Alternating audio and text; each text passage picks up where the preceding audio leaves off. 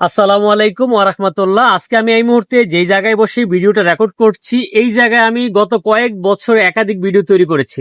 এই জায়গাটা আমি যদি আপনাদেরকে একটু দেখাই, এখানে ছিল গ্রাম বাংলা রেস্টুরেন্ট কমিউনিটি সেন্টার, ব্রাহ্মণপাড়ার অন্যতম একটি বিনোদনের জায়গা, যেটা আসলে গোমতী নদীর এই পারে, মানে গোমতী নদীর উত্তর পশ্চিম পূর্ব পারে এত সুন্দর বিনোদন কেন্দ্র আগে ছিল না।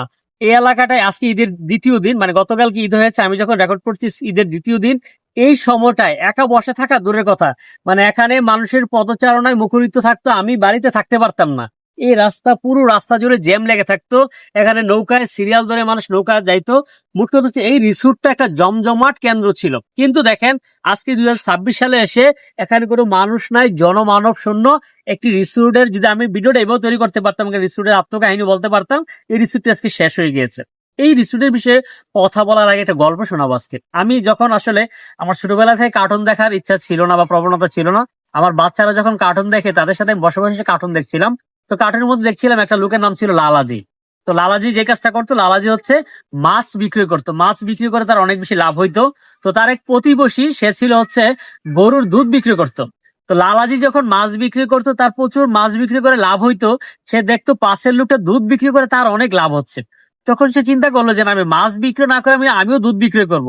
তারপর সে একটা দুধের গরু কিনলো। তখন সে দুধের গরু কিনে সে নিজে দুধ দোয়াইতে পারে না। তারপরে দুধের গরুর নিচে শুয়ে থাকতে থাকতে এক সময় গরু তাকে লাথি মেরে চলে গেল। কেন কথাটা বললাম, আমাদের এই ব্রাহ্মণপাড়া উপজেলা সাহেবাবাদ ইউনিয়ন, এই জায়গাটা, এই গ্রামটার নাম হচ্ছে টাটেরা, মানে হচ্ছে সাহেবাবাদ ইউনিয়নের 9 নং ওয়ার্ড। এই ওয়ার্ডের প্রথম পুরের গড় তন্দুরি চা নামে একটি রেস্টুরেন্ট হলো প্রথম। খুব সুন্দর পার্ক। ব্রাহ্মণপাড়া উপজেলার প্রথম পার্কটা হলো এই 9 নং ওয়ার্ডে, যেটা নগর পাড়ে। এই পার্কটা হওয়ার কিছুদিন পর মানুষ দেখলো এত হুমড়ি খেয়ে মানুষ যাচ্ছে, এত মানুষ পার্কে যাচ্ছে, মানুষ সবাই পাগল হয়ে গেল। দেখলো যে না, এত মজার বিজনেস, এর চেয়ে মজার বিজনেস মনে হয় পৃথিবীতে আর কিছু নাই। এরপর এই জায়গাটা না আরেকটা, মানে পার্ক হলো, এখান থেকে হয়তো হাইটে গেলে 1.5-2 মিনিট লাগবে।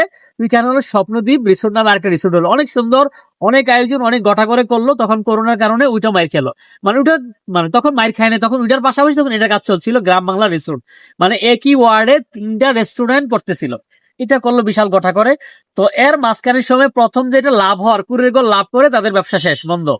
স্বপ্নদ্বীপ লস করে ব্যবসা বন্ধ, তারপর এটা আবার বন্ধ হয়ে গেল। দুঃখের বিষয় হচ্ছে এই জায়গায় আমাদের এই ব্রাহ্মণপাড়া উপজেলার মানুষের মধ্যে একটা প্রবণতা খুব বেশি, যে একজন যেই ব্যবসাটা করে এটা যদি লাভ হয়, সবাই মিলে এই ব্যবসাটা করতে হবে। এখন আমরা দেখছি যে আমাদের ব্রাহ্মণপাড়া এখন একটা টার্ফ গ্রাউন্ড হচ্ছে, এখন শুনতেছি নাকি এলাকার মানুষ আরো টার্ফ গ্রাউন্ড তো করতেই পারে, প্রত্যেকের ব্যবসায়িক স্বাধীনতা আছে। কিন্তু আমি যেটা মনে করি আর কি, ইউনিক হওয়া উচিত। আমাদের পার্শ্ববর্তী একটা জেলা আছে, নাম নিতে চাই না, তারপর বলতে হয়, নোয়াখালীর মানুষের প্রবণতা আছে, কুমিল্লাতে ভালো কিছু হইলে নোয়াখালীর মানুষের করতে হবে সেম।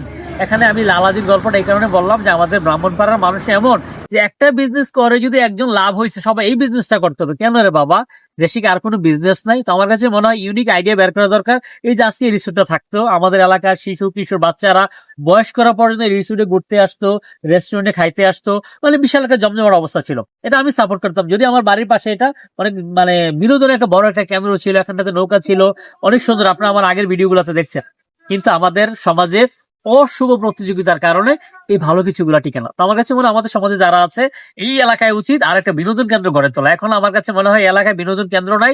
যদি কেউ বিত্তবান থাকেন বা সাহসী থাকেন, বা আমাদের তরুণ প্রজন্ম যারা উদ্যোক্তা থাকেন, তারা চাইলে একটা রেস্টুরেন্ট বা রিসোর্ট করতে পারেন, এটা ভালো চলবে। বিনোদন কেন্দ্র করলে ভালো চলবে। যেটা নাই এটা করেন, একটা আছে যেটা, এটা করা আমার কাছে মনে হয় পুরো যৌক্তিক। তো আপনারা আসলে কি মনে করেন অবশ্যই মন্তব্য করে জানাবেন, ভিডিওটি শেয়ার করে সকলকে দেখার সুযোগ করে দিবেন। শেষ করছি এখানে, আল্লাহ হাফেজ।